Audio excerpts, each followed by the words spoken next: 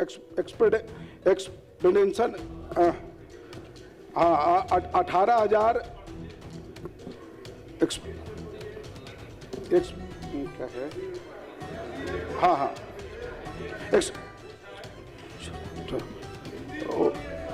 8,470 करोड़ रुपया दर्शाया गया है, जो कि बढ़कर वर्ष 2024-25 15,428 करोड़ 1 लाख हो गया है।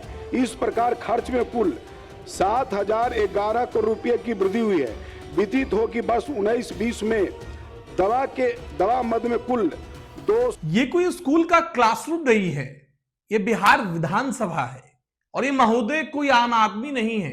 ये बिहार सरकार के सहकारिता, पर्यावरण, वन और जलवायु विभाग के मंत्री प्रमोद कुमार है। प्रभारी स्वास्थ्य मंत्री की जिम्मेदारी निभाते हुए विधानसभा में सवाल का जवाब दे रहे थे। इस दौरान अंग्रेजी के एक शब्द एक्सपेंडिचर ने उन्हें ऐसा उलझाया दोस्तों कि परेशान हो गए। उनकी हालत देख सत्ता पक्ष के सदस्य जहां हैरान हुए, वहीं विपक्ष को मुस्कुराने का मौका मिल गया।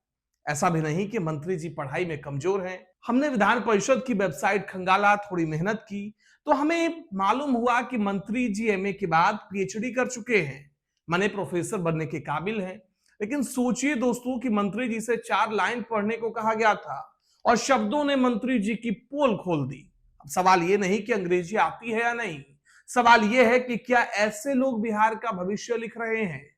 जब सदन में स्वास्थ्य बजट और नई नीतियों पर सवाल पूछा गया, प्रमोद कुमार को जवाब देने का मौका मिला, लेकिन जैसे ही उन्होंने कुछ शब्दों को पढ़ने की कोशिश की, स्थिति हंसी और चर्चा दोनों बन गई। सबसे बड़ा शब्द जो उन्हें उलझा गया वो था एक्सपेंडिचर, यानी कि खर्च।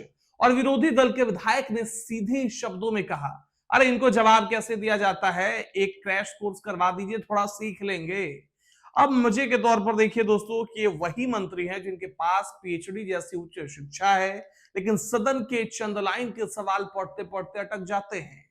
जहां एक और सवाल था स्वास्थ्य नीति, बजट और काम के आंकड़ों का, वहीं मंत्री जी जीएसडीपी को जीडीएसपी बोल रहे थे और बोर्ड पर दिए शब्दों को पढ़ने में लड़खड़ा रहे थे। लोग यही सोच रहे हैं कि अगर हमारे नीति निर्माता इतनी सरल पंक्तियां पढ़ने में फेल हो गए तो प्रदेश की नीतियां और योजनाएं सही से कैसे लागू होंगी। लेकिन मंत्री जी यही नहीं रुके दोस्तों। जैसे ही मंत्री ने एक्सप्लेनेशन बोलने की कोशिश की, एक्स एक्स कहते हुए लड़खड़ा गए। पूरा सदन ठहाकों से गूंज उठा। एक विधायक ने तो यहां तक कह दिया कि इनको बताइए जवाब कैसे देना है, और विपक्षी सदस्य खुद मंत्री के जवाब समझने में भी अटकते दिखाई दिए। सोचिए ये सब हो रहा था बजट सत्र के दौरान।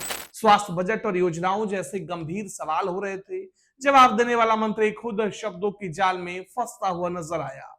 अब आम जनता मंत्री जी के इस वीडियो को देखने के बाद ये सोच रही है कि अगर हमारे विधायक और मंत्री सरल अंग्रेजी शब्द पढ़ नहीं पाते तो क्या वे आर्थिक रिपोर्ट, नीतियों, डेटा और योजनाओं को समझ पाएंगे।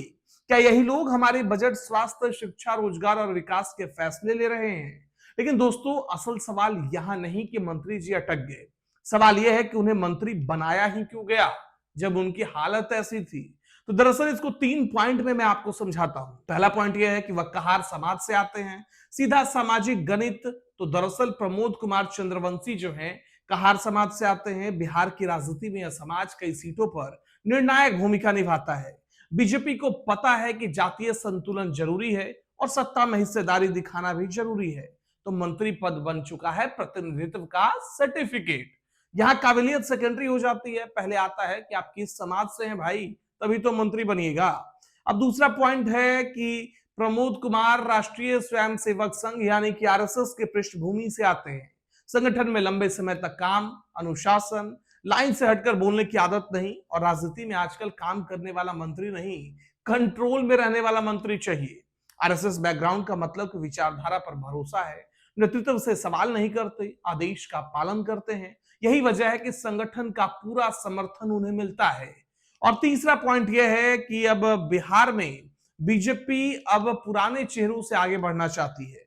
नई लीडरशिप तैयार की जा रही है, जमीन से जुड़े चेहरे तलाशे जा रहे हैं। भविष्य की राजनीति के लिए निवेश प्रमोद कुमार इसी रणनीति का हिस्सा है। यानी आज मंत्री, कल बड़े नेता। चाहे परफॉर्मेंस कैसी भी हो, यहां मंत्रालय कामों के लिए नहीं, ट्रेनिंग ग्राउंड बन जाता है। तो दोस्तों आखिर में यह बात ध्यान से सुनिए कि जब मंत्री इसी आधार पर बनाए जाएं कि किस समाज से आते हैं, संगठन के कितने वफादार हैं, चुनाव में कितना फायदा देंगे, ना कि इस आधार पर कि नीति समझते हैं या नहीं, सवाल पढ़ पाते हैं या नहीं, जनता को जवाब दे पाते हैं या नहीं, तो नतीजा यही होगा। आज सदन में शब्द पर अटके हैं, कल फाइलों पर अटकेंगे, परसों पूरे बिहार को अटका देंगे और फिर हम हंसेंगे, मीम बनाएंगे और अगली बार फिर वही करेंगे। लेकिन अब जनता को समझना पड़ेगा, वोट सिर्फ चेहरा देखकर नहीं, जाति देखकर नहीं, नारे सुनकर नहीं, काबिलियत देखकर देना पड़ेगा। वरना मंत्री बदलते रहेंगे, भाषण बदलेंगे, लेकिन बिहार का हाल वैसा ही रहेगा। सोचिए, समझिए और तय कीजिए, क्या हमें जीत दिलाने वाला नेता चाहिए या प्रदेश चलाने वाला मंत्री। नमस्कार।